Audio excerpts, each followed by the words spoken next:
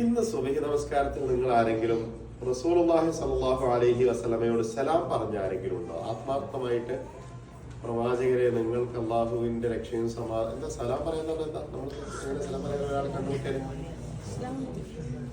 നമ്മളൊരാളെ കണ്ടുമുട്ടിയാൽ എന്താ പറയല്? അസ്സലാമു അലൈക്കും വറഹ്മത്തുള്ളാഹി. ഈ സലാം പറഞ്ഞാൽ എന്താ ഉണ്ടാവുക? അതിന്റെ ഫലം എന്താ ഉണ്ടാവണ്ടേ? അതിന്റെ റിസൾട്ട് എന്താ ഉണ്ടാവണ്ടേ? അത് തിരിച്ചു മറുപടി പറയും. പക്ഷെ സലാം പറയുന്നവർക്കിടയിൽ ഉണ്ടാകുന്ന ഒരു സാധനം ഉണ്ട്, എന്താ അറിയാമോ? ഇഷ്ടം ഉണ്ടാവും. കാരണം എനിക്കിഷ്ടമില്ലാത്ത ഒരുത്തന്റെ മുഖത്ത് നോക്കിയിട്ട് നിങ്ങൾക്ക് അള്ളാഹു സമാധാനവും അള്ളാഹു റഹ്മത്തും അള്ളാഹു ബർക്കത്തും ഒക്കെ തരട്ടെ എന്ന് ഞാൻ നിങ്ങളെ ഇഷ്ടമല്ല നിങ്ങളെ മുഖത്ത് നോക്കി പ്രാർത്ഥിക്കോ?